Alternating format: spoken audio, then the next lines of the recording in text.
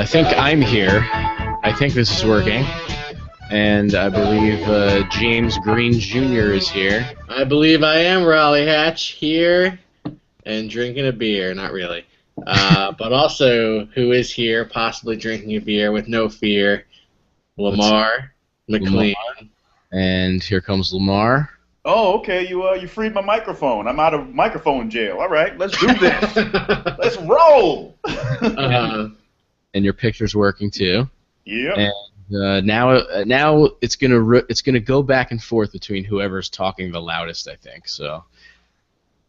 Well, I will be sure to always speak the loudest. We have one more special guest for this very special episode, and here he comes. He has to speak, though.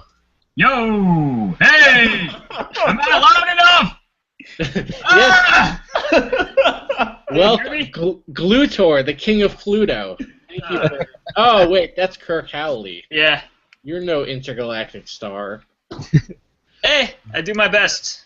I'm gonna try to control the camera a little bit for a while, so I'll be able to show everybody one at a time. So we have Kirk Howley here with some sunglasses, and I think I spotted a leopardactyl T-shirt.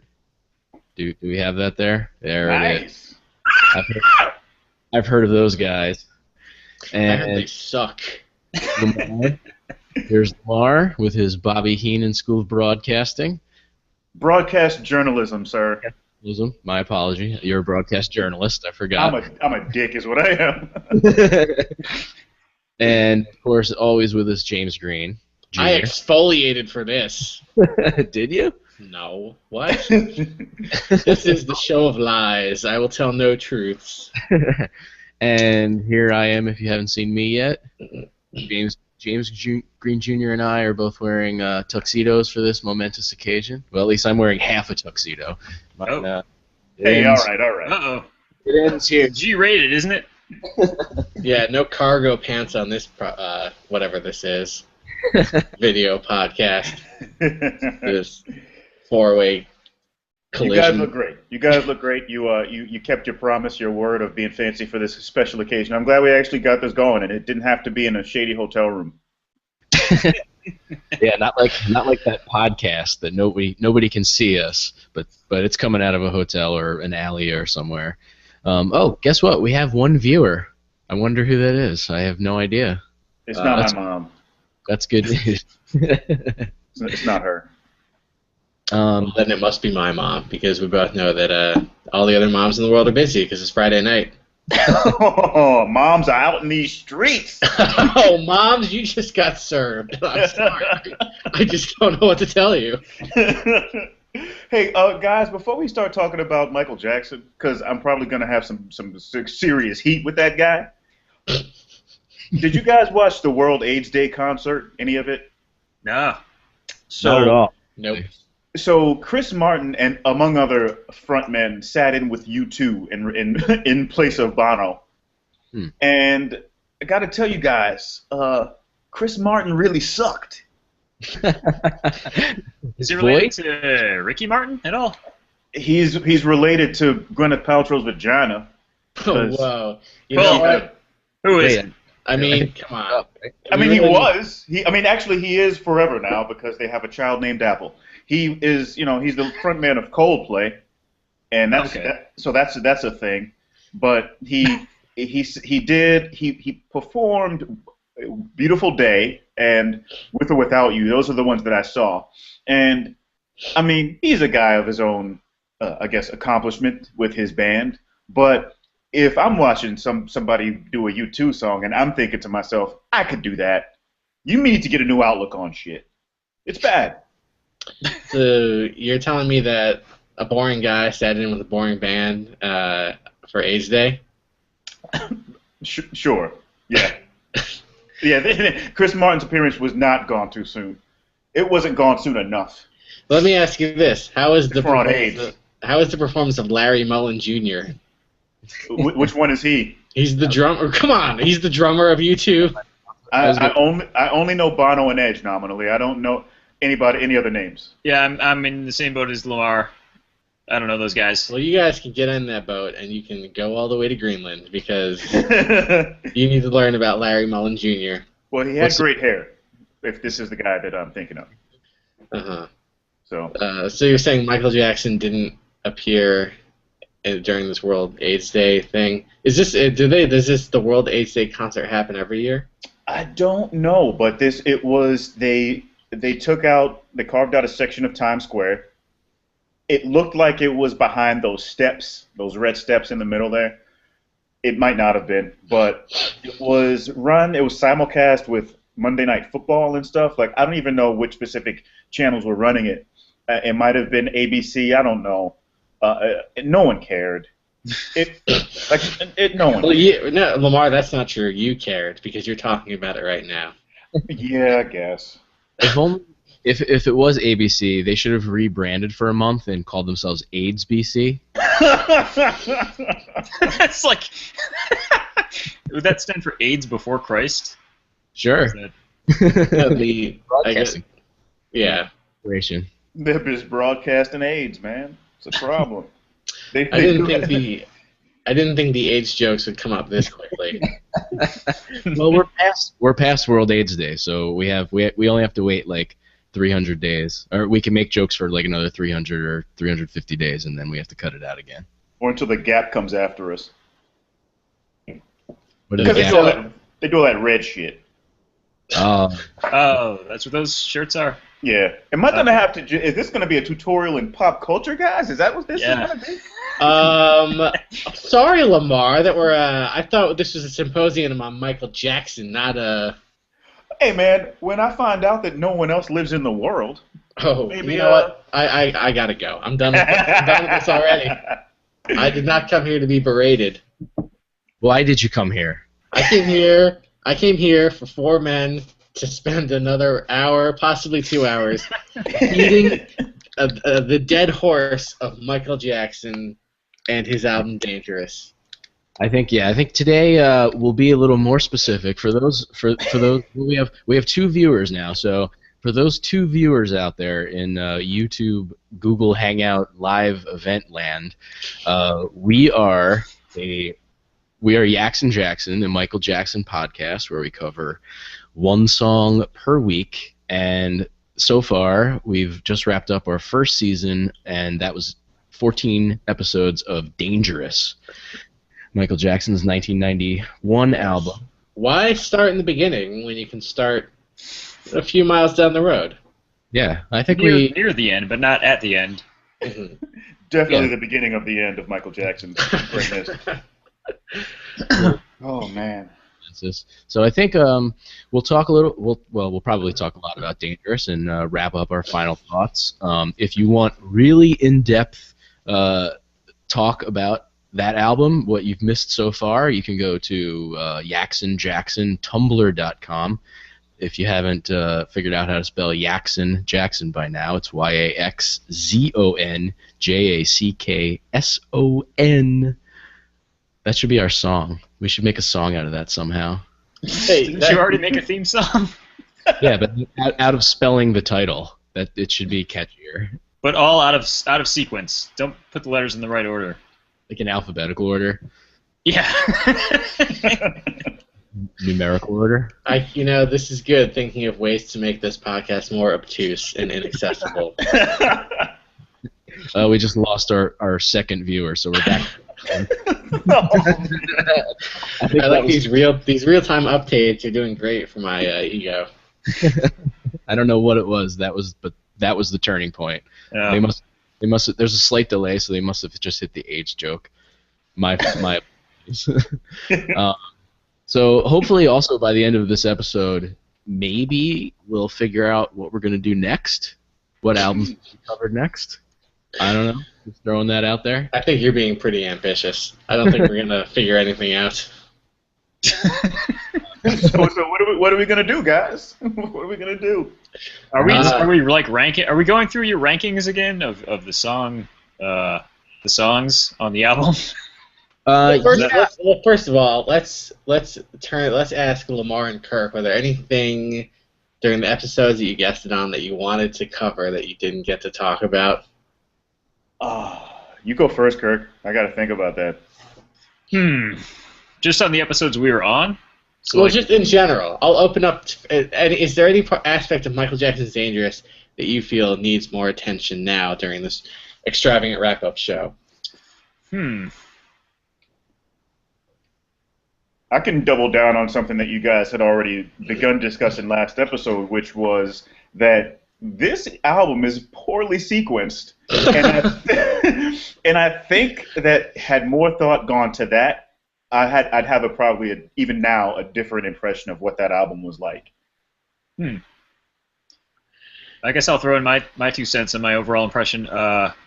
There were, because you guys mentioned it in the last episode, there were a lot of songs about Michael Jackson just not being able to deal with women at all, just kind of just vilifying women. Like he just sort of like, what was the last one? Dangerous. He says she's dangerous because she's irresistible and he can't resist her, and like that's, I don't know, he sets that out as the negative thing to begin with, and it seems like every time he's talking about a girl he's attracted to, she's the villain of the song.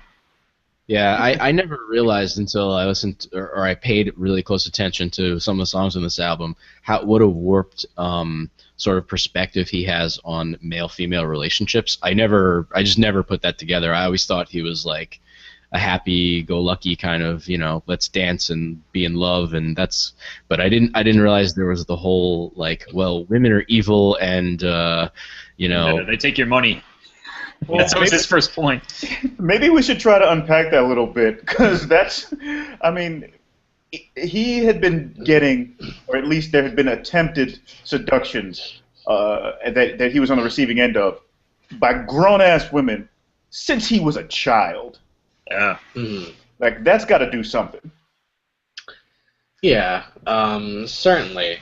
Like, the Beyonce of that period was like loving Michael Jackson. I don't know the nature of their relationship, but it definitely wasn't conventional, to put it lightly. I don't know if they shared a bed or anything like that, but if you have some woman that you're not related to, who's definitely grown up and famous, and she's just like taking you all around and everything, like, I don't know, man. I had a crush on my 3rd grade teacher. I thought I had a shot. Like, so that's it's crazy. What about me? But don't you think that? But did she wrong him somehow? Is that why he? I don't know. Maybe. Like, what embittered him so much toward like that's a good point. Like, nothing. It doesn't seem very often that he just like writes a normal love song. It's always like, man, then things took this turn where she was just reaching in my wallet. Maybe that always happened to him. I have no idea.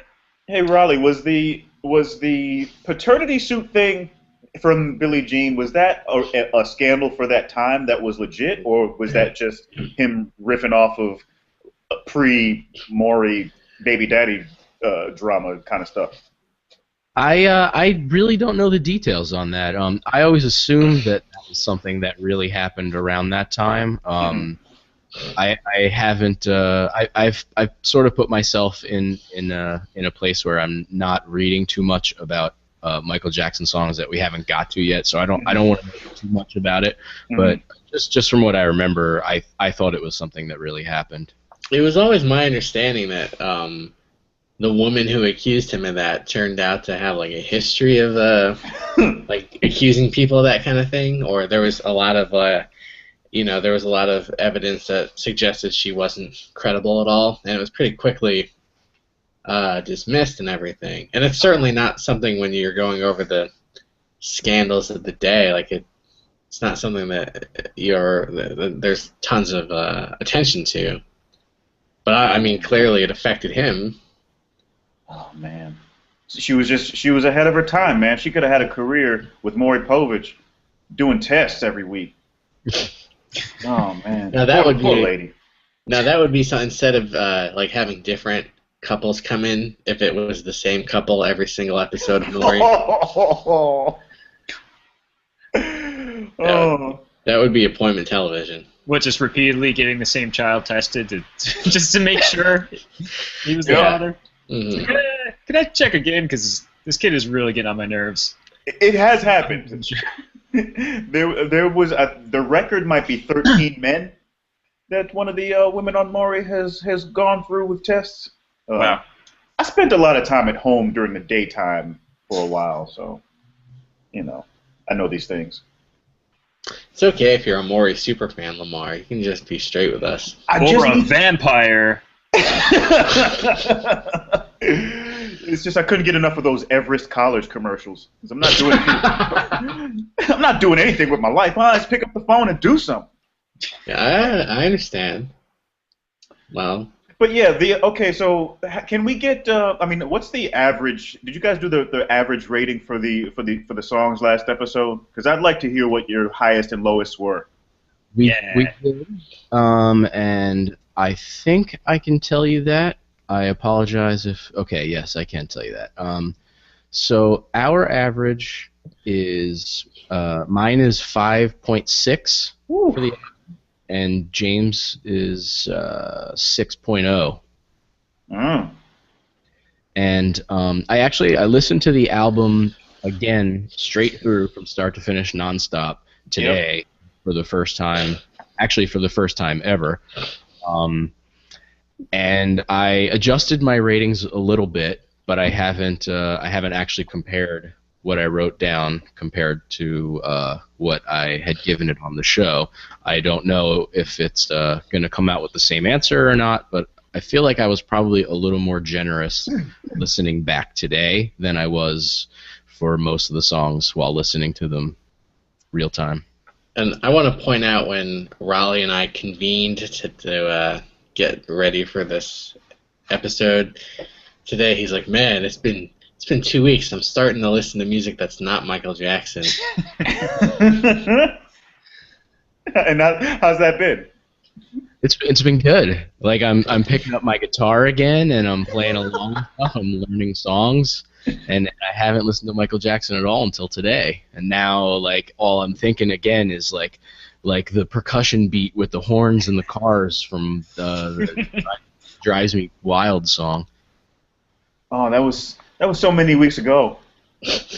Yeah, I can't even like fathom that we've already done 14 episodes. I know that doesn't mean anything to Kirk Howley, who just wrapped up episode 202 of Schlock Treat. Like that. Yeah. And Lamar, you have like several running totals for all your shows, right? You probably. Well, I do it comic book style, so I've got the overall number and then the sub number for each show. I've logged. I'm at 151 right now. Mm-hmm. Lamar's actually podcasting this right now on his After Hours podcast. I'm bootlegging all this shit. I think it makes up for. You guys, what are your average episode lengths? Like 2 hours, 2.5 hours? Yeah. Yeah. So, You're asking for a lot of metrics that I just don't have. what I'm trying to say is that you guys put in a lot of work per episode. I think it balances out. I think it's. What I guess I'm saying is the episodes are too long. You got to make them short. Wait a minute. I was on Schlock Treatment. That shit was like 2 hours long. No, they edit. Yeah. Oh, that's right. Yeah, we cut out the bad bits. Yeah, you cut out the bad bits, yet you left in that horrible story I told about pagers. That became a classic. What? Yeah, in the same way that, like, Heart Beeps is a classic. Ah. What I'm trying to say is I'm taking you to court. All right, as long as the trial is under 2 hours. I'm not gonna guarantees. Hey, the Schlock Treatment episodes, I think, are creeping up at length. And I think it's mostly attributed to your mailbag, which I am sometimes jealous of. You guys, I feel like you go on for like a half hour now before you even start reviewing the movie, and I am stretching out comments just to say we have a mail. Well, it's not a mailbag; it's a mail closet for everyone. Yeah. Wait, Raleigh, can you check the mail closet right now and see if there's anything in there? Yeah, open it up.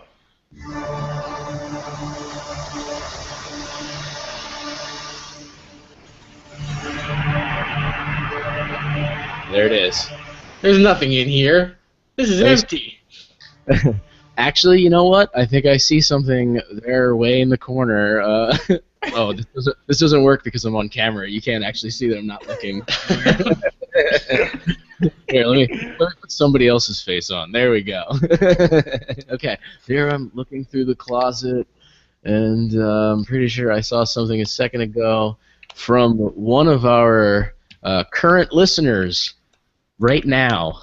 We have a live listener on YouTube who has commented, and I'm gonna assume this is a friend of James. His name, maybe I shouldn't say his name. Maybe he wants me to say his name. Well, it's public, so I can say it. It's Michael Poley. Oh shit, Michael Poley is my boy. What did he have to say? He says, "Hey there. Anytime James is on a show, it's a pop cultural tutorial." Oh, Michael. You know, Michael has supported me for a long time. He's been a great friend, and I'm glad he's listening right now.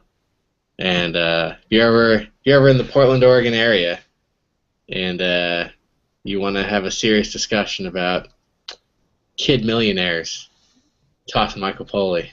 I'm going to Portland next year. Next year? Is that your cute way of saying January? No. But that's to say that I am going in the front end of the year, not like next December. I'll be there. I don't mean to bust your beans. I will be spending 420 in the Pacific Northwest because it seems like the right thing to do. Okay. Well, if you need to have a discussion about kid millionaires, that is children who have amassed a great fortune. I'm pretty sure that I'll be willing to talk about pretty much anything at length, considering the state I'll likely be in once I'm up there. Oh, because you'll be high? Yeah. High as giraffe ass. Okay. But not as high as a giraffe ear. Nah, I gotta drive. I gotta keep it mellow. Okay. Well, the public transit there is pretty good. Yeah, I gotta just remember not to be like a jackass and run around and go and try and put birds on things and pickle everything. I gotta make sure to not be that guy. Well, you fit right in if you're that guy, right? Yeah. You I can guess so. see if James Richter is up there, and you guys can reminisce about Free Willy 1. Oh yeah. No, but not Free Willy's 2 and 3. No, or 4. Up, James Richter goes ape shit. Who replaced him in the sequels? Anybody know?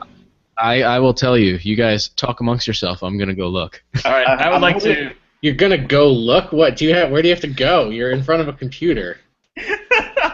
He's got to go check the Farmer's Almanac. He's gonna look in the Leonard Maltin book of movies. Speaking of books, I'd like to hype a book right now that I don't know if has gotten enough hype on the show. James Green Jr. My God. Music Leaves Stains. Whoa, look, your face is reflected in the book. That's meta. I mean, is this my funeral? I feel like everyone's saying nice things about me. Where's his name? The cool thing about the way they did his name, they made it in green. And his name is James Green with an extra E. Cool. That was the coolest part of the process. How involved are you with the cover design there? I came up with the design myself. Other people made it look much better. It was my concept, and they were like, originally I wanted different colors, and they're like, oh, we want something more eye-popping. So to answer your question, I was pretty involved, but nice. I didn't do too much. Other more talented graphic artists took care of it. Well, it looks great and it's well written, and everyone should buy one. Kirk, I don't know what to say. Thank you, I guess is what I should say. Raleigh, where the hell did you go? I'm back. I went to the DVD rack where I have. Oh my God! The Free Willy, Free Willy 4-pack that I bought specifically for this show, not for this show, but for the episode that Kirk was on, and I think it was only $1. It was either $1 or $2. I think it was $1, and it's got all 4 movies. And I'm learning now that James Richter is in 1, 2, and 3. That's what I said. You can't bring up 2 and 3, or else I'll hit you. Why would he do that? I thought you meant that he was replaced for 2 and 3, so then he would be upset. No, he had bad experiences. I don't know. He's not in episode 4. There's a girl that takes his place. Wow, this looks terrible. It looks like Beau Bridges is also in that one. So she was the next Free Willier? Yeah. Wait, did you say Bindi Irwin, the crocodile hunter's daughter? Is that who it is? Is it her? Yeah. No. What? Yeah, she had her own show for a while. She was. Bindi Irwin was not in Free Willy 4. Yeah, it says Bindi Irwin. You can't see, but maybe you can. I'm gonna focus on that. I'm taking over here. Let me see. Let's see. Copywritten material. Oh, that's the wrong one. Here's Bindi Irwin. Do you see that? Whoa! Oh my God! I'm speechless because I'm confirming this through an outside source. First, the shock to know that Free Willy 4 exists, and then to be hit with the punch that Bindi Irwin is its star. I will say this. I would still rather watch House Party Tonight's the Night, which is House Party 4, than watch Free Willy 4. I like that title because it suggests that the first 3 nights were not the night. So wait, but wasn't there a House Party 5? Maybe that is House Party 5. House Party 5 Origins? House Party Origins? Where you see them as children. House Party or 5 Origins Wolverine? Wolverine shows up at like 3 p.m. They're like, no, the party hasn't started yet. You gotta come back later. How about I stick around? I don't know. I drove all the way from Ottawa. I don't know anyone. Just hang out here. Is Logan Canadian? Yeah. Right? Yeah. Yeah, Wolverine is a Canadian. Huh. Yeah. Probably the most aggressive Canadian I've ever seen. Yeah, and in that one movie, for some reason, he fights in the American Civil War. Yeah. Well, Canada's part of the Americas. Is Sabretooth also Canadian? Are we ever going to talk about Michael Jackson? All right, let's talk about Michael Jackson. All right. Is Michael Jackson Canadian? I think he's just a world citizen, man. Part of the reason why I was late to starting this broadcast was because I forgot to download all the songs from Dangerous onto this account, so I didn't have them on my screen. So I only have some of the songs. I'm not even sure if we're gonna really play any of them or how that's gonna work, because YouTube might throw us out if they catch any like non-legitimate criticism being done under the fair use doctrine of the United States of America. And Canada. And Canada. So maybe we'll only show in Canada. So I don't even know where to begin. I took a bunch of notes from listening today. I could talk about highlights. We could talk about lowlights. We could talk about... Well, let's... First, has the experience of revisiting Dangerous changed anyone's opinion of it radically? Nope. I think it has. You're talking about revisiting, like, from 20 years ago, or revisiting? Yeah, like, in general, yeah. Well, when I was listening to Dangerous, I was doing it while also playing Sonic and Tails. And I believe like Pit Fighter, Sega Genesis titles. I remember being somewhat excited about a couple different songs, like the "Will You Be There" thing. I think was like it was a big song, like not in that it was a hit, but it was big in the way of like if you ever played Dream Team Basketball, the video game for Sega Genesis, the theme song that they use, like it's pretty much a MIDI version of "Will You Be There," and I thought that was cool. That's a weird thing. But will you b-ball there? Is that what they were asking? Yamo b-ball there. It was a fair to middling record then. Like I definitely remember wanting to like the songs more. But since I was so young, I didn't think that I really knew what good music was to make that decision. So I kept my judgment to myself. Now at this point, I'm ready to just rip this thing up and run over it with one of those steamroller things. This A steamroller? Yeah, a steamroller. This record sucks. You have what number rating would you give it just overall? Since we've already revealed that we've averaged around 6. So, meaning like the average based on what I would have rated each song. I'm somewhere in there with you guys, for in the 5 or 6 range, because I think it's fair to look at it as a pop album, and no pop album is amazing. I don't think. What? I don't know. I mean, unless we're talking about Kylie Minogue or something, but that's my own thing. Wait, wait, let me make sure I'm understanding what I'm hearing. You're saying that the only amazing pop artist is Kylie Minogue? I'm saying that she's the one I care about more than any other one, and anybody who has anything else to say about that can kick rocks. I only know 2 Kylie Minogue songs, and one is obviously "The Locomotion," and and the other one is that song she had out in like 2000 or something. I can't even remember the name of it, but I thought it was an awesome song. Can't Get You Out of My Head? Yeah, that's a great song. It's fun. She's a fun lady. Is the rest of her library like that? Is it all really good? She's got some, she's got some joints, yo. I mean, she's got some bangers for the street. Just everybody wants to have fun and dance. Sometimes she gets extra steamy. If you want to hear some of that, go ahead and pop chocolate into your CD player or your Walkman. What? Is it Watchman like a little watch version of a Walkman? Yeah, man. That'd be awesome. So you're saying, and no other pop artist measures up?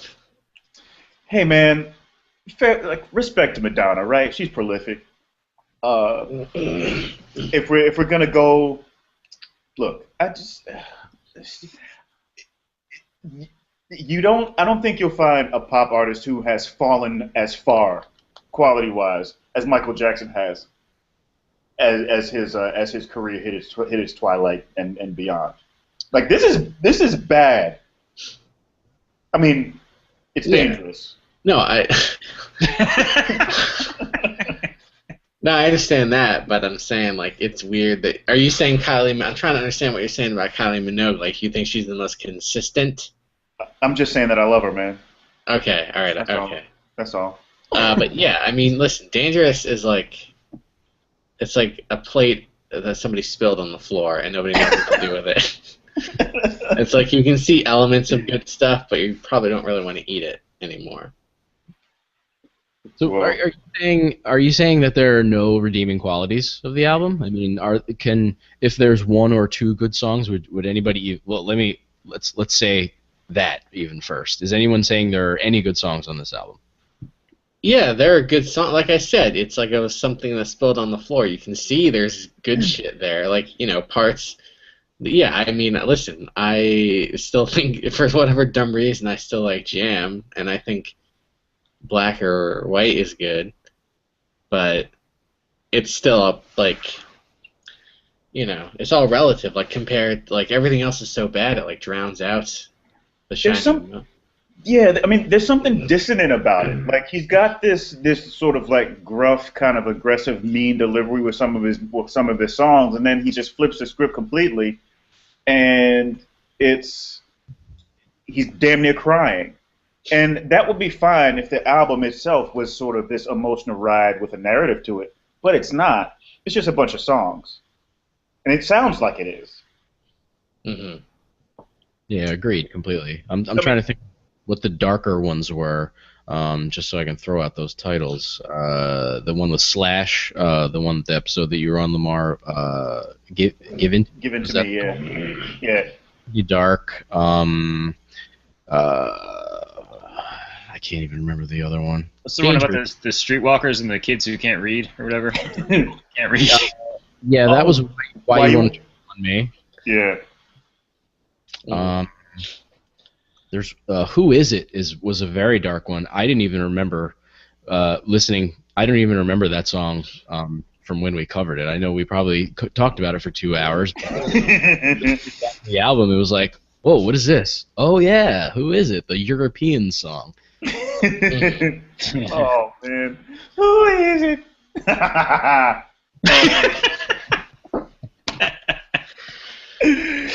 Oh, like that this isn't the absolute lowest that Michael Jackson would sink. No, because Blood on the Dance Floor was some bullshit. Yeah, that's true. Okay, I will say this though. Like James was saying, there were some songs that I liked. Like Jam is fun. It is. Remember the Time is probably my favorite song on the album. Oh yeah, Remember the Time. That's a great song from beginning to end. Yeah, even though the video is weird, and I think that Eddie Murphy had every right saying, "Hey, get this fucking guy out of my house because he's trying to snatch up my old lady." And I don't care that they used to roll around in the barn and on the beach or wherever the hell he's talking about. Get him out my house. Magic Johnson, you're fired because you should have vetted this guy sooner. What the fuck is happening in my house? Magic Johnson doesn't seem like he has the personality to be a good pyramid guard. He seems like he'd let anybody in. Yeah, he would. He did. I mean, the Stick Man? Come on, man. The Stick Man? What? You guys remember that? Who's the Stick Man?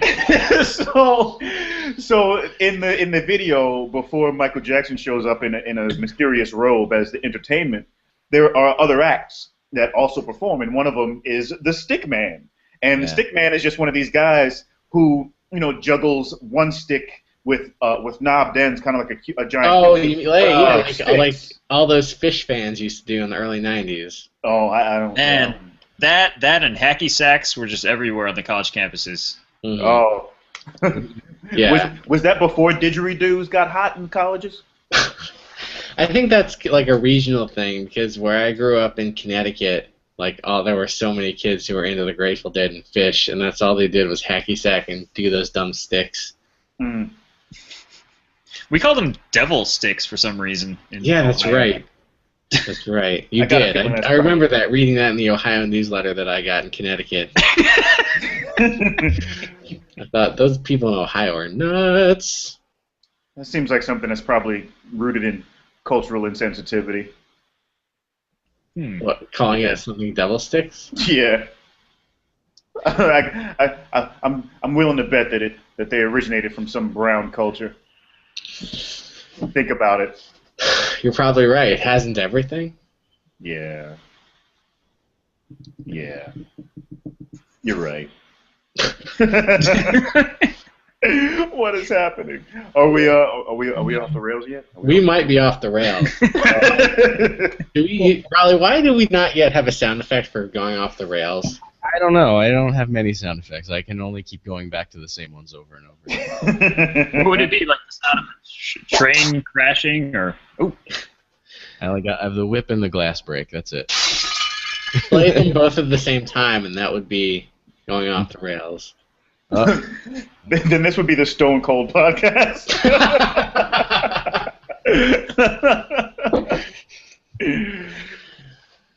But, okay, so yeah, Remember the Time. I like that one. Jam is fun. Black or White. I remember watching that video as if it was a television event, like most of his videos used to be, and that's cool. I wanted to like the song more than its quality would indicate, and I'll live with that. Will You Be There was another one that was like, you sway to it. It's a song, but other than that, man, it's a fair to middling outing for Michael Jackson. So the 5-6 range is like, it works, like it makes sense. You guys are on the money.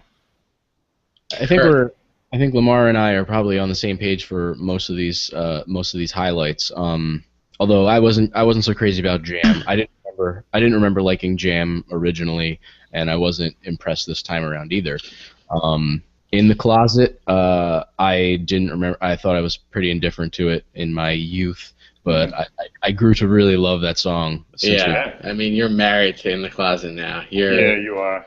But I will say that upon listening to the full album today, "Remember the Time" is probably a more solid song than "In the Closet," and I think part of it has to do with the mix of "In the Closet." There's a demo version where the bass sounds a lot better, and same thing with "Dangerous," which is basically it's a shitty song, and there's no way it should be the end of the album, but the demo version is a better version. It's a lot more listenable because it's got a cool bass riff that sort of comes out of nowhere. The whole album overall, there's bass missing from a lot of songs, and it's a shame that we don't hear it until like a little bit of "She Drives Me Wild" and "Remember the Time" is when it finally kicks in. And "Remember the Time," it's like everything's clicking in that song. There's real instruments, and the bass sounds pretty cool. The vocals are fantastic, and same thing, Black or White. When we get to that again, we got real instruments. We got an awesome vocal.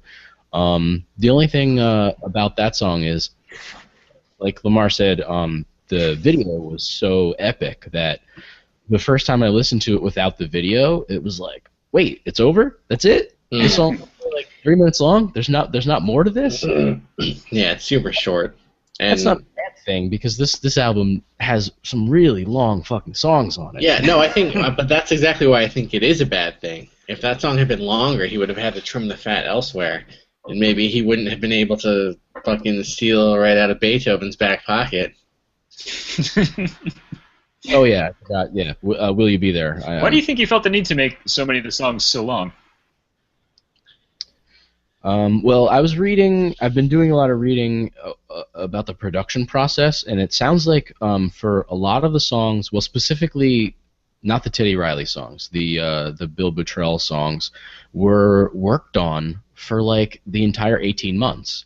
He would come in with a demo, they'd record some parts, and then like they'd leave some blank spaces for some more if they want to go back to it, and then they'd go back to it and just keep adding shit like months and months later, and so at the end you get this monster of a song that probably should have been stopped a lot earlier. And from what I understand, Quincy Jones used to be the gatekeeper on all his recordings. Quincy Jones would say, "All right, stop adding to the song. Like you're never gonna put it out. Just put it out. It's done enough. Like just be happy." And I don't think that happened with this album. Huh, that's interesting because when you think of his earlier stuff, like Billie Jean, that's a really kind of minimal song. There's not like a lot going on. It's not jam packed with stuff. It just lets everything breathe, kind of. Yeah, and I think you also you take into account that he was so deep into his career that it was like he was probably running out of steam and just didn't have much left to. There probably wasn't much left. He was still very talented, but it wasn't like he didn't have the same kind of drive he had when he was trying to separate himself from his brothers or like establish his own identity. He was then like he was Michael Jackson by this point, so he was probably like, who fucking cares? I'll make this shit 7 minutes long. I mean, and also, and I didn't realize that this was only a one album thing, but you gotta think that Michael Jackson. You guys will see this as later episodes will prove. It is telling that Rod Temperton is not involved in anything Michael Jackson is doing. He wrote a lot of the hits on Thriller and Off the Wall, or a few of those, and it just goes to show you, man. Like sometimes you need somebody who actually is good at writing songs and knows what words mean, and actually probably went to school. Which Michael Jackson did not do. So, I don't know. Probably the best like actual written song was the one that came at the end, the Ryan White song, the "Gone Too Soon." Like, it's not my thing, but it's very well written, and we went through like every single word in that, and everything is very purposefully chosen. For its rhyming reasons or because of its alliteration, and like that's some serious songwriting. And I feel like a lot of these were just Teddy Riley has a track and says, "Here, Michael Jackson, just do something." And the choruses sounded nice because he writes pretty good choruses and he has a great voice. But a lot of the verses are just like just a jumble of weird words. Yep, pretty much. I have an idea of something I would do. It's a crazy thought, but if we were to reorder the songs to make this album more, I guess, coherent, or I don't know what the word is for that, more of like a piece, a narrative, a ride. I'd probably vote for Keep the Faith to close out, just as a way to send people home.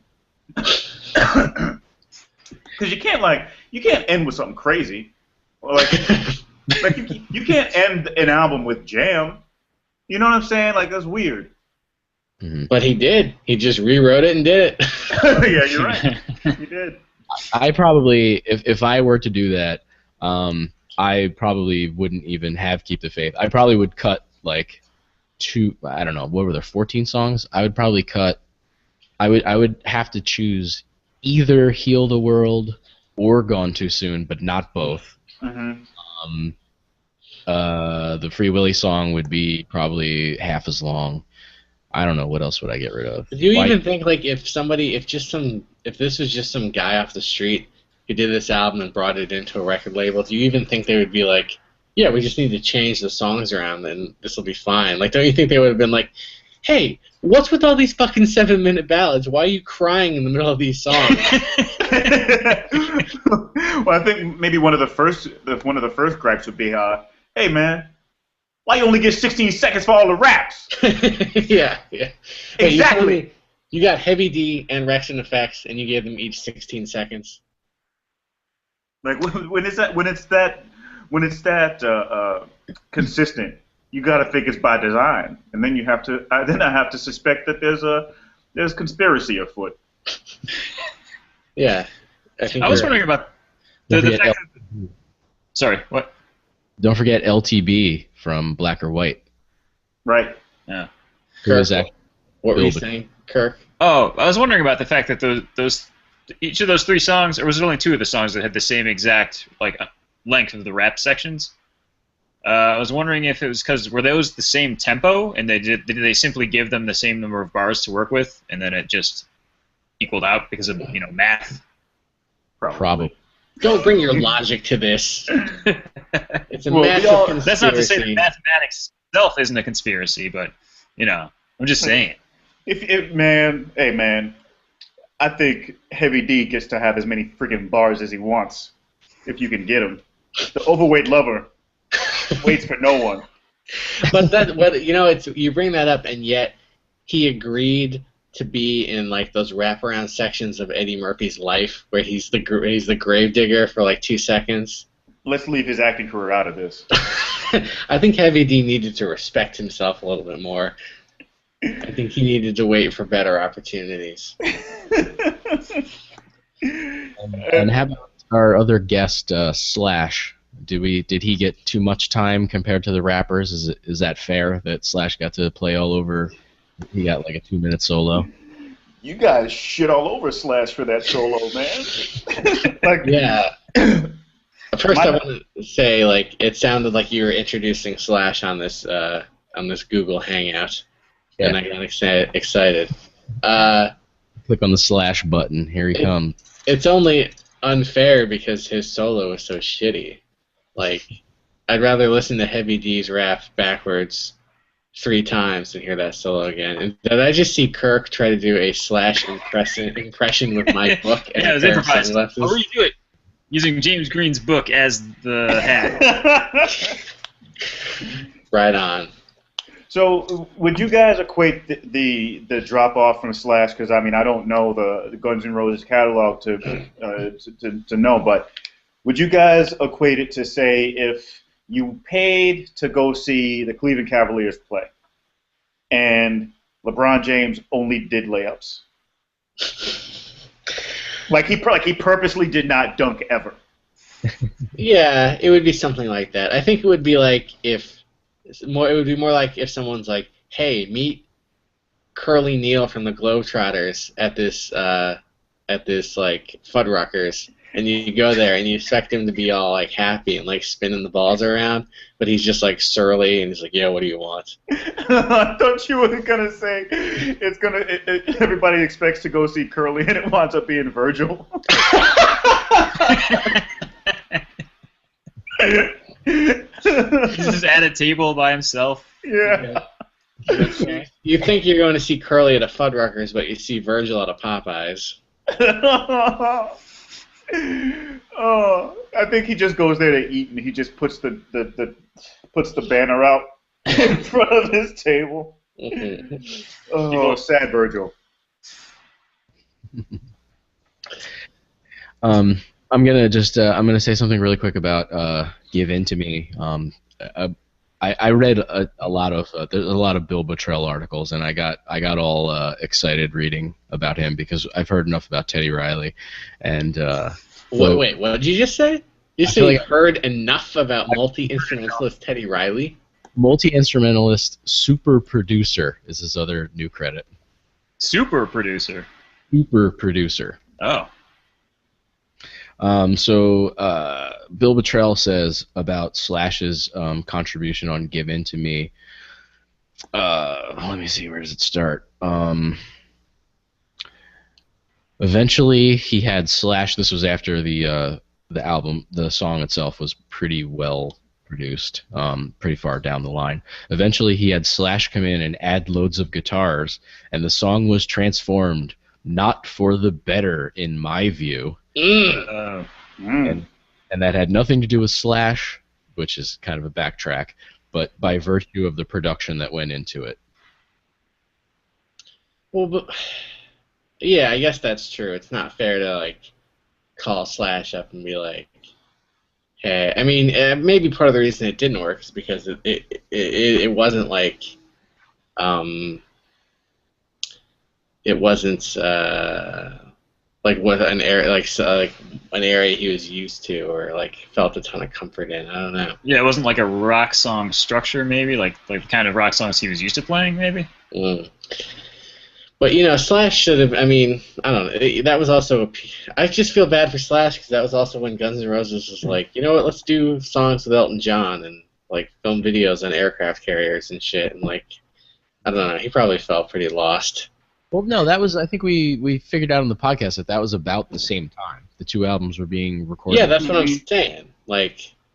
Oh, you're saying like he was tired of that at that point, maybe? That Slash's life was going off the rails. It was going off a cliff in a car that over and exploded, and then he was at the top of the cliff playing a guitar solo. Yes. And then Axl swam with some dolphins. And freed Willie.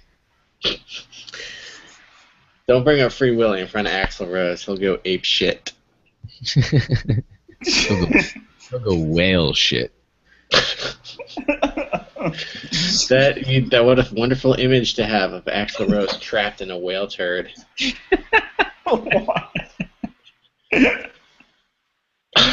Gross. So in contrast to all of Bill Bottrell's criticisms, his self-criticisms about the album, Teddy Riley has nothing but praise for for the album and his own contributions. He even speaks about songs that he didn't produce on, as if they're something that just he had the golden touch for.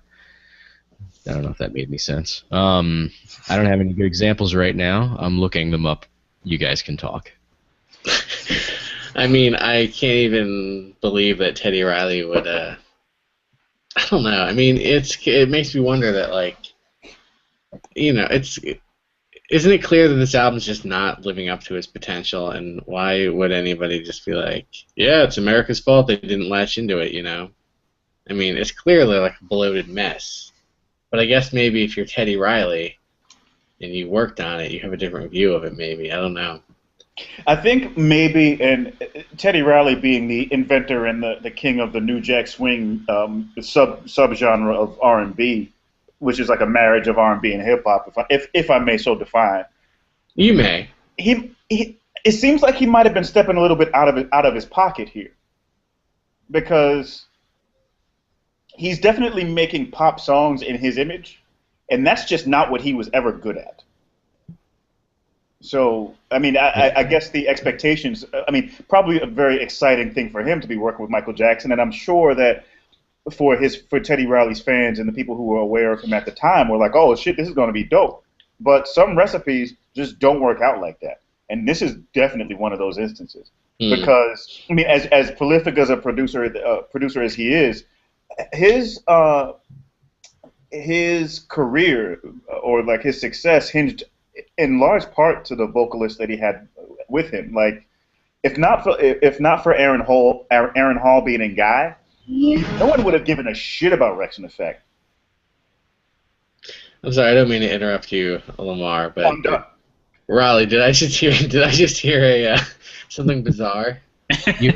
You heard a 2 seconds of a commercial. I'm sorry. Okay. Popped up. I blame Teddy Riley for that. Yeah, like Lamar said, song after song or track after track that Teddy Riley is working on is like, oh, I brought in a sample CD, or like this was entirely built up of, you know, sounds I had laying around. And it doesn't. There's like almost no personal touch from Michael Jackson, or he desperately is like trying to squeeze in a personal touch from Michael Jackson on that. It's not like a Michael Jackson song, like "Why You Want to Trip on Me" and "She Drives Me Wild." Those were the biggest misses, I thought, from Teddy Riley and Michael Jackson's combo. But then you've got like "Remember the Time" and in the Closet, and I'm just assuming that Michael brought more to the table for those two songs first before Teddy was involved in the production. I mean, okay, would we say Dangerous would we count this among Michael Jackson's like worst albums? Would we just automatically say this is a bad Michael Jackson album, or is it just like midfield or mid-level? I mean, it's mid-level for how bad it got later. You know, I mean, like Invincible, and I never even bothered with Escape. Is it? Like the albums that followed, History, were not good either. There was, I don't even. They're probably. I mean, Dangerous had what, 10 singles on it? 9. Yeah, in that area. You know, 4 more than it should have. I don't even know how many. I can name what. She Rocks My World, I'm sure, was a single. I don't even remember what album that's from. I think that was off of Invincible. And I'm sure Blood on the Dance Floor was a single. They Don't Really Care About Us is probably a single. Yeah, it definitely was. Earth Song was a single, but I mean that goes into the Heal the World school of Michael Jacksonism. So, I mean, it got really bad. Like if not for Jeep, I don't know if we'd even be talking about Michael Jackson again within the last couple years. It's weird. I remember the video for Scream being a big deal. Maybe that was just because it also had Janet in it. Yeah, and Scream's a good song. Yeah, it's fun, and there's an F-bomb in it, which is nice. Only from Janet, though. Yeah, I wonder though how well that album would have done if it hadn't been a double with the greatest hits section. Yeah, that was really. I mean, I guess that highlights more than anything that he was on the downslide. That like he had to package his latest shit with greatest hits. You know, I guess the even as popular as Dangerous was, clearly its non-dominance in certain areas affected him. Yeah. Yeah, and this would have been a good opportunity to come back from, because this was like, it was still successful, but there were a lot of missteps in it. So he could have taken what he learned from this one and applied it to the next one. Instead, he went in a totally different direction and just kept sliding down. At what point? I mean, because he remained beloved by everybody. In fact, like I think there was a point when America wasn't so hot on him anymore. He just said, "Fuck it, I'm going to go ahead to Bucharest and sell out stadiums for weeks."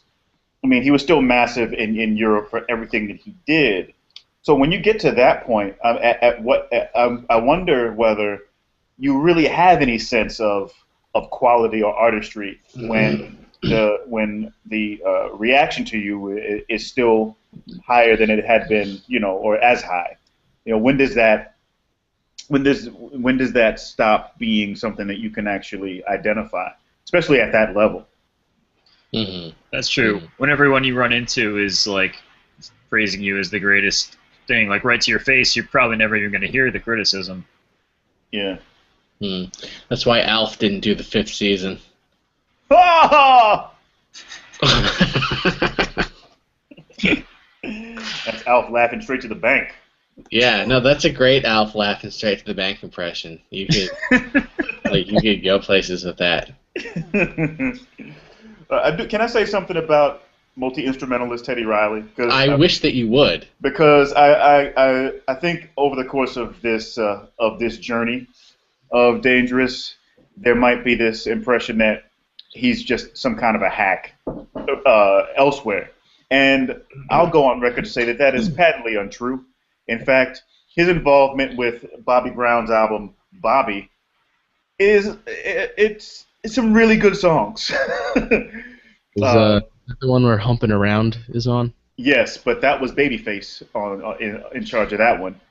Okay. Kenny Babyface Edmonds, but Teddy We Riley know was his name. Yeah. Teddy Riley was in charge of Two Can Play That Game, Get Away, Till the End of Time, Loving You Down, One More Night, Something in Common, which was the duet with Whitney Houston, and That's the Way Love Is. And if you're into that kind of music, those are really friggin' good songs. Mm-hmm. And Bobby Brown never really had another moment like that. No, he didn't. What do you think? What do you think the difference is? Do you think it's is Teddy Riley's style like? Does it need someone grittier like Bobby Brown? Yeah. Or is like where did it go wrong with him and Michael? I think you're right in that there is a gritty, more, I guess, urban aesthetic that Teddy Riley's style of production is more aligned with, and yeah, it's a place that Michael Jackson never really had to go to, and nobody was really ever expecting that. But it would have actually even been strange if he had tried. Like even in the intro, and you guys will hear this if you probably haven't already. There's an intro between Chris Tucker and Michael Jackson in "You Rock My World," and I'm sorry if I'm burning this, and if you wanted to come to it cold later. But they're talking about this girl that walks by, and Michael Jackson's like, "I can get that girl. I think I'm gonna get that girl," and it's like, nobody believes you. Uh-huh. Like even the video for "The Way You Make Me Feel" off of the Bad album, I'm like, dude, you were trying to holler at this woman, and you're the one wearing a half shirt. Mm-hmm. Yeah, that's very reminiscent of like. I remember shortly after Michael died, I think P. Diddy was on Letterman, and David Letterman's like, "Oh, can you tell us a story about Michael Jackson?" And P. Diddy's like, "Well, one time we were at this party, and Michael was like obsessed with meeting Beyonce. He's like, I just got to meet Beyonce. She's so fine." And everyone's like, "What?" Yeah, I mean, not to say that Michael Jackson couldn't have slayed all the beef in America. He could have, but we just never got the impression that he was about that life. And yeah, I mean. He certainly, if anything, he seemed like a pretty celibate, just not that way. Just sort of just an asexual figure in a lot of ways. You guys are talking about Jerry Mathers, right? Yeah. Jerry Mathers is the most testosterone-fueled piece of garbage. He's constantly trying to fuck everything he meets, and it disgusts me. For some reason, when you said the phrase "testosterone piece of garbage," I just thought of a Hot Pocket. I don't know why. I think that should be their new campaign. Jerry Mathers is like a living Hot Pocket. He's just a big sack of hot meat. Why do you guys know who this guy is? Oh, it's Beaver Cleaver. I guess I should know who that is. Playing the Beaver. That's where I was going. It's very what's funny about that, at least to me, was that my mother had a big crush on Tony Dow, who played Wally. So I've always looked at Wally through this weird prism of like, my mother was attracted to this guy. How did she feel about Ricky Nelson? Oh, she loved Ricky Nelson. Yeah. Did I tell you that already? No, but for some reason I acquired a Ozzie and Harriet DVD, and so I threw it in and watched it, and I was watching this little kid, this Ricky Nelson guy. I'm going, yo, this guy? Yeah. He was probably macking everybody. Yeah, my mom was crazy into Ricky Nelson, and the third figure in my mother's pyramid of teenage lust was Tim Considine from My Three Sons. Huh. So let's. Anybody else have Nick at Night crushes on the on the panel tonight? Oh, I'm sorry, I missed that. A what crush? A Nick at Night crush? Any Nick at Night crush? No, I don't think so. Listen, Patty Duke is pretty attractive. That's true. Yeah, you're right. I think I might have preferred Donna Reed. Interesting. Maybe, but I mean, with Patty Duke, there were two of them, so there's always that. But there wasn't really. She was doing a split screen thing. Did you not see the air quotes, my man? No, I did not, my man. I'm sorry. I was thinking about Tim Considine. That son of a bitch. Kirk, I know you're coming off a couple episodes where you were forced to talk about your crushes on animated characters. So now is your chance to talk about real life. Well, I didn't have my family didn't have cable when I was of the age to develop crushes on Nick at Night characters, so I got no answers. What was that you just held up, Raleigh? What was that sign? That's your name. What's Kirk. What's that last two MR hashtag exclamation point? Those are some of the old passwords to my wireless. So All the passwords today, and now they're all wrestling related. That's all I can tell you. I feel like now, to complete this nonsense, Lamar and I have to hold up things that are nearby to us. Well, I've got what I've got here is the program for he for she. How do you flip that? I don't know how to mirror that thing. But this is not the right way. This is the UN Women's Initiative for Gender Equality. I appeared in the PSA for that, and cool. I also attended the event where Harry Potter's Emma Watson was speaking, because she is the global ambassador for he for she. So that's what I got. Cool. Well, I've got this copy of Primus's Greatest Hits, and you know what? There's not a clunker on here. One of the more satisfying greatest hits. So, buy that, don't buy it, I don't give a shit. Is Winona's Big Brown Jerry Mathers on that one? Yes. So is... Wait, what? So is Tommy the Jerry Mathers, Jerry with the Jerry Mathers, and Shake Hands with Jerry Mathers. They're all on there. Man, I thought I was stumbling onto some bizarre coincidence. You guys are just playing games.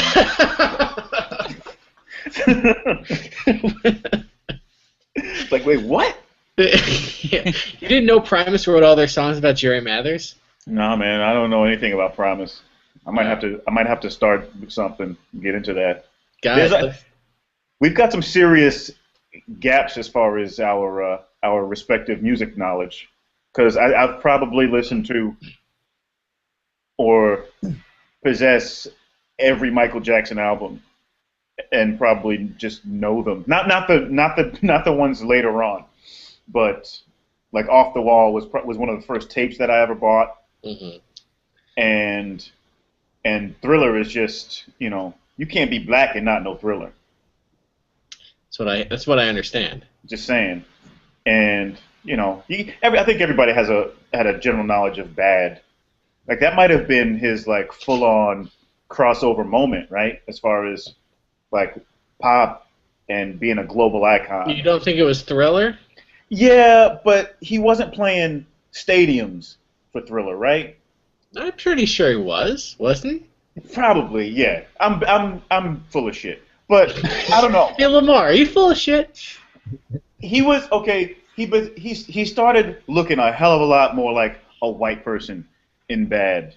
Like he looked starkly more like more different than he ever had before. Like that was like, and that was a point when nobody. I don't know, but it seems like I'm not sure how much talk was being done around that point. It was like, yo, what the fuck is happening to Michael? It might have been. Hence the song "Leave Me Alone," Mm-hmm. which is an acid trip of a music video. Yeah. But so is Song too. Speed Demon. Jesus. Speed Demon with the cameo by the claymation Pee Wee Herman. Oh man. That was in the Moonwalker movie. Yeah. All right.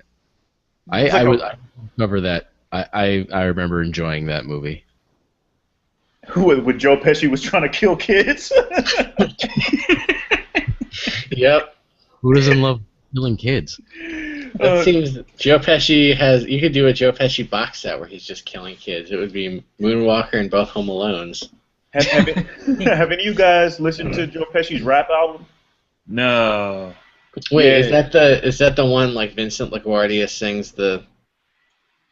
I've heard that. I don't know much about the details of the album other than it was supposed You to. mean you don't know the name? I don't know the name of it. I just know that it was supposed to be like the distinct piece of work that was going to mark his retirement from acting. Mm-hmm. And it kind of did. Like he didn't really do anything until that brothel movie that he did with was it Helen Mirren and those Snickers commercials. Mm-hmm. Yeah, So I have heard that Vincent LaGuardia sings the songs or whatever. So yes. who's Vincent LaGuardia? That's his singing alter ego. Oh, like that was his Chris Gaines moment. Yeah. If he had ever had other albums. I appreciate you turning Chris Gaines moment into a. I hope we all have a Chris Gaines moment in the future. All right, looking at Wikipedia, apparently it's on that rap song he did was on the Vincent LaGuardia Sings album. So maybe it was all one thing that you guys are talking about. Probably. Thank you, intern Kirk. Vincent LaGuardia Gambini Sings Just For You. Yeah, I had that album actually. So did I, and I gave it away. Who did I give it to?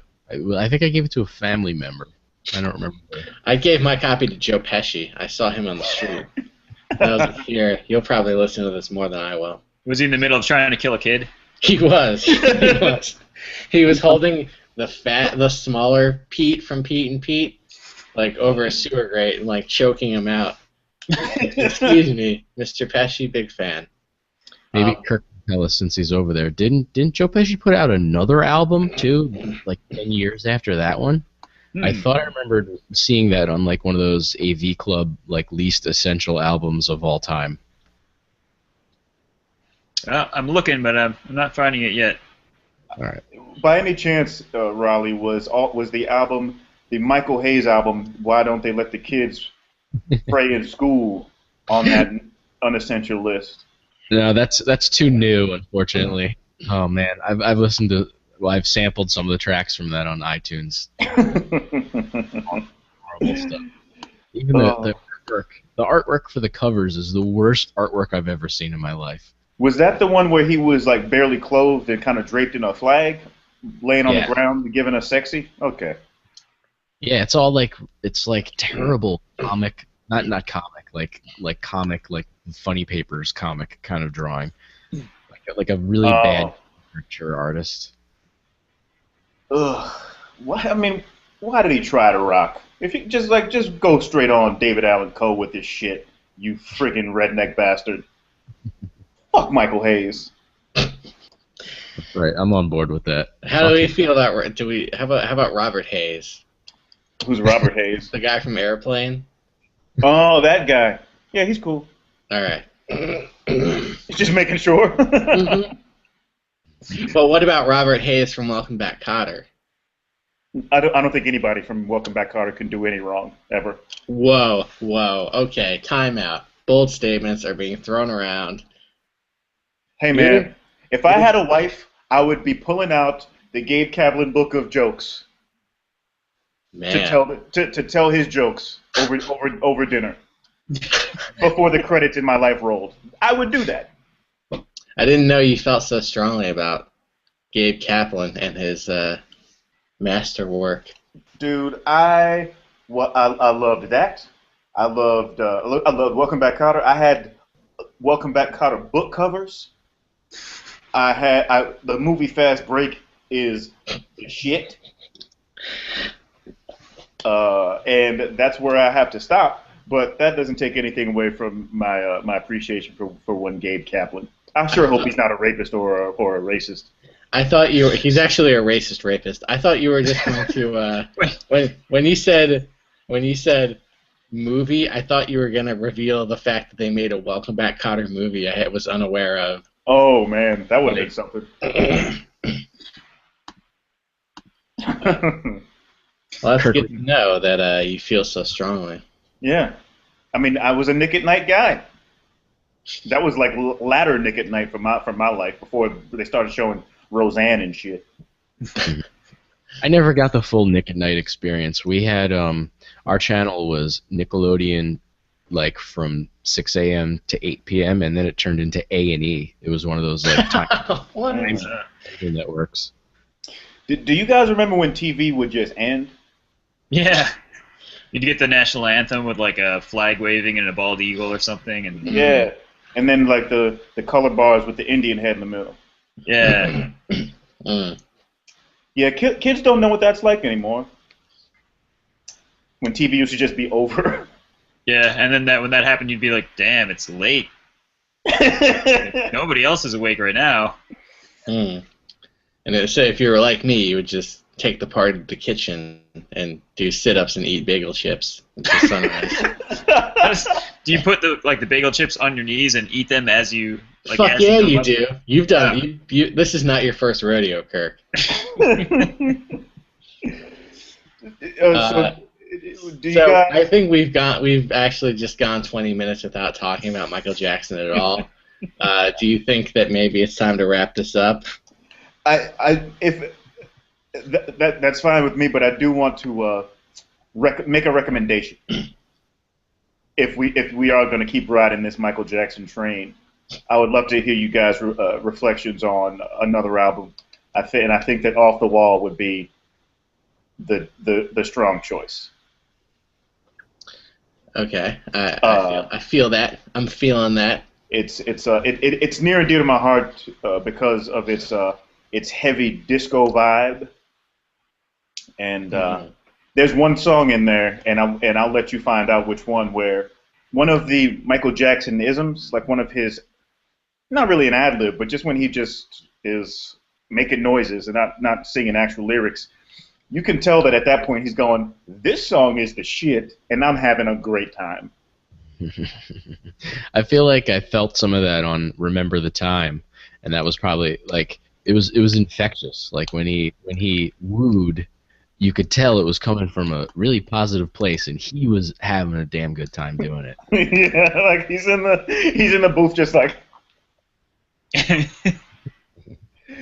Oh, that's what I would have done. Yeah. Yeah. So Off the Wall was his first non-Motown solo album. We in our what do we call those, like episode -1 and episode -2, when we Our were just pilot episodes.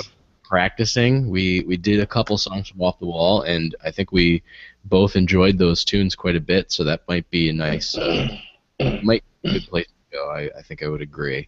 Mhm. I certainly am not ready to go forward just yet.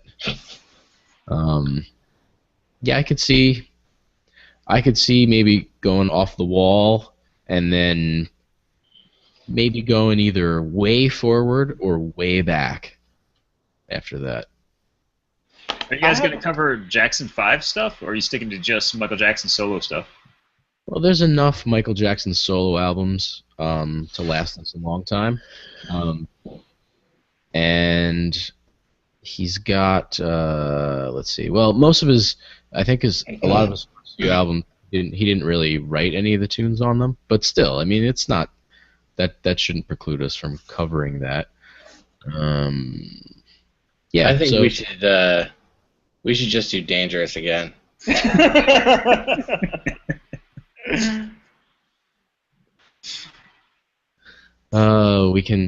we can't laugh that thought away. I think we just did. I Um, think we just did. Well, I just want to say, no matter what happens in the future, that it's been awesome doing this podcast. I feel like it's given me a chance to discuss a lot of things I wouldn't normally discuss, and I'm glad that I finally got to collaborate on a project with Raleigh. And I'm glad we had great, dedicated listeners and guests like Kirk Howley, Lamar McLean. and our one listener that is still hanging on right now. Or you, Is that Portland's own Mr. Poley? Michael Poley. I'm not sure. Michael Poley, if you're listening, blink twice. I'm sure he's not just listening. Or what if he is? What if he's watching, but he's got the sound off? He's just enjoying constantly changing faces that he sees. That's how I watch NXT. I watch it on mute because the commentary's terrible. Like, who don't you like? You don't like Renee Young? Who else is on there? Oh, it's Renee Young. This guy Rich Brennan, I think his name is, and Prince Albert something now, and Alex Riley, who's pretty much the worst thing that ever happened to a headset. Like any combination of those four is a disaster, and it's a damn shame that they don't have William Regal doing that. My impression of Renee Young, though, is, and that's how I. He doesn't. But Hey, Raleigh, I think you forgot to close the mail closet. Oh yeah. my God, it's been open this entire time. Yes, I'm feeling a draft. There were a few more comments from Michael Poley. He's never listened to the podcast, but he has. He says he's downloaded everything. Well, numbers are what count. So good. So and he also said, oh no, wait, oh maybe he's seen all the Free Willy movies. I'm not sure, but he hasn't listened to all the podcasts. So he's got 30 hours of work to catch up on. Well, if I know Michael Poley, I know he'll listen to all of them right now until he's through. Hey Kirk, man, tell me about schlock treatment. Oh, okay, thanks. It's a weekly movie podcast where we talk about a bad movie or a B movie or just like completely weird movie and just kind of make fun of it and make fun of each other and go off the rails, so to speak. I'm gonna have to add that to my role. Nice. Yeah, it's schlocktreatment.com, and you've got like what 5 or 6 podcasts that you do?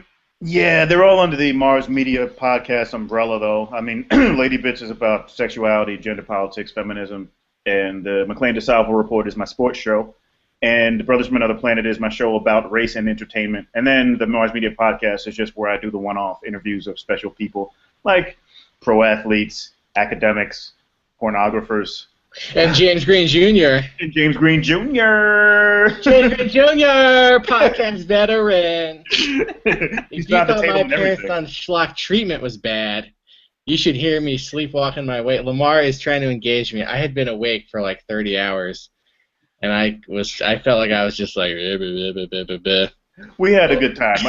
Unfortunately, I couldn't find a way to craftily bring Joe Flaherty into the conversation.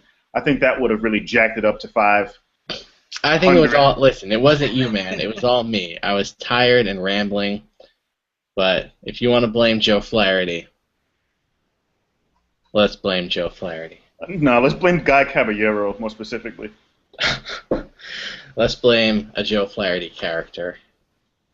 Yeah. Oh, really? Before I forget, because Kirk was smart enough to mention his website, you can find all my stuff on MarsDailyMedia.com. That's Mars Daily Media, Mars with a Z. Cool. I will check it out. Yeah. Raleigh, I hear you do a podcast about Michael Jackson. What's that all about? I'm just biding my time until you let me start this Michelle Branch podcast. Because I'm stopping you. I've got a federal injunction against the Michelle Branch podcast. Let's see, what else can we plug? Because we don't plug too much on the actual podcast. Let's see. Kirk and I have a couple albums for sale for very cheap. You can buy them for your friends for Christmas or Hanukkah or Kwanzaa or whatever you need to buy things for. That's Leopardactyl at Bandcamp. Or how does that work? How do Bandcamp addresses work, Kirk? Is it leopardactyl.bandcamp.com? I think it's Bandcamp. Yeah, I think you're right. Leopardactyl.bandcamp.com. And that's how you spell. Sorry. That's how you spell leopardactyl. This is how you spell leopardactyl. Holy shit, you did HOTS? Oh, man. On Schlock Trivia. Yeah, that was one of our recent ones. Oh. I think that was our 200th episode. That was what we commemorated us being around for that long by doing. I might have to stay away from your treatment of The Last Dragon because I got it's a special one in my heart. Oh, we all liked it. Okay. I mean, there's funny things about the movie that we talked about, but I have unsubscribed from podcasts because their take on a movie was just it just pissed me off. It's like, how you hating on Purple Rain? Fuck you. But yeah, your site looks fun and hell yeah, man. I'm excited about this because I think James and I we've wanted to just talk shit about movies for a while, and then he moved away. Wow, ouch, that's painful.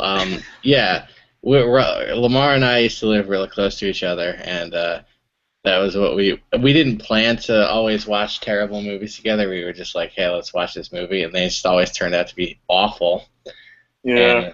And then, unfortunately, yes, I did have to move away. But you know what? I could move back to that neighborhood for the sole purpose of watching more terrible movies with Lamar. We'll always have National Lampoon Up the Academy. We will. We sure will. The greatest Ralph Macchio vehicle.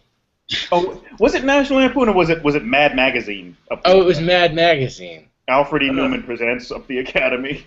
Yeah. Wow. I thought that didn't sound correct. Yeah, it didn't. Was this before the Mad TV show? Oh, well before. It was a movie that like Mad put together, but then they realized at the last minute they hated it, and dude, it's a nightmare. Are we DC talking Cab, Solar Babies? How are we not friends, man? Well, we are now. The Stuff? Oh, man. Sorry. No, wait. Let me. Kirk, it's you on Schlock Treatment and Matt Ringler. Yep. And Doug Fry. That's it. And it used to be Mark McDonald, but he's been absent for a while. He came back for 2 episodes recently, though. Okay. So the Mark Magic. What? Sorry. Mark's not back permanently. I can't ever tell if he's back for real or back for just a guest host show. Yeah, he was just a guest, sometimes guest. Well, I'm glad that's cleared up. But who knows? Things can change at any time. It's a total unpredictable world. You might say it's a mad, mad, mad, mad world. Now we're talking about Mothers Against Drunk Driving? Yeah, and Mad Max Beyond Thunderdome. Well, I guess I could say some nice things, but James Green said them all already, so I don't know if I have anything to add. You guys have been wonderful guests, and I appreciate taking a chance on a little podcast like ours when you guys have so much more experience than we do. Or I'll speak for myself. James Green has been a guest on a lot of different podcasts. Raleigh, I have no experience at anything. You know that. You're the one spearheading this. I'm just some chucklehead who shows up and makes jokes about Jerry Mathers. I just press a bunch of buttons and then the rest just happens. In fact, Google right now is taking care of this for us. What? Mm-hmm. All the switching between the cameras, I'm not doing anything. Yeah. My hands are up. I'm not. It's all happening magically. Wow. All right. I guess we should end this. Yes. Let's end this. Wait, nobody asked me if I had anything to plug. Oh, go ahead. Plug away. I don't have anything to plug. Let's just end it. All right. So we hope you guys come back next season. I have a feeling you're both interested. Especially Lamar if we do Off the Wall, which I think I'm sort of leaning to. James, you haven't shown your hand on that, but I guess we have a little bit of time. I'm sorry if I'm being too obtuse.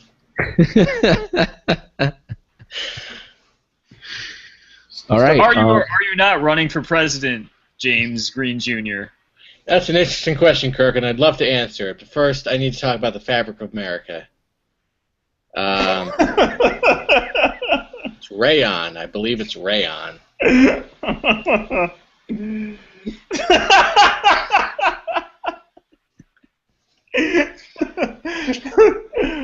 Oh, the palm bite. That's my move. I love that. I'm going to start using that. Mm-hmm. Who originated that? Was that like a Jack Tripper move? I just remember that from the beginning of Three's Company, right? The sexy lady walks by and he's like, was it him or was it Squiggy? This is actually that palm bite is what that's what James Garfield did when he was shot at that train station by that anarchist. He's like, "Ah, die, Mr. President." He's like, "Oh." What's wrong with you? You know I hate hospitals. You're weird. Get away from me, kid. You bother me. All right, let's get out of here for. Oh wait, one more thing. You have one more thing? No. I just wanted like the theme song sounds like a really like the intro music for an SNL sketch, you know, like for a show. And I mean that in an endearing way. Ours you're talking about? Yeah. Like as it plays in and plays out, it's like, all right, we're out of here. And it's like, I'm an ass. Yeah, like we couldn't afford the rights to the real thing. This is part of the show where I call Michael Jackson's house and then hang up before he picks up the phone. Well, I'm hoping to revamp the song a little bit for season 2 when we finally get to it. But that's a good. Well, let me close the mail closet real quick. Thank you. Okay, and now we can get the theme music going. It closes so much faster than it opens.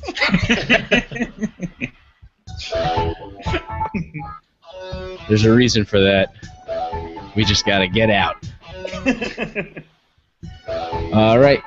See everybody soon, and we hope to see everybody. I don't know, on the internet, in the podcast, in the Tumblr, in the Twitter, in all those places. Let's James Green, you can end this. Can I? You know it's your job to end it. It's my job. See ya! Rest in peace, everything. Booyah.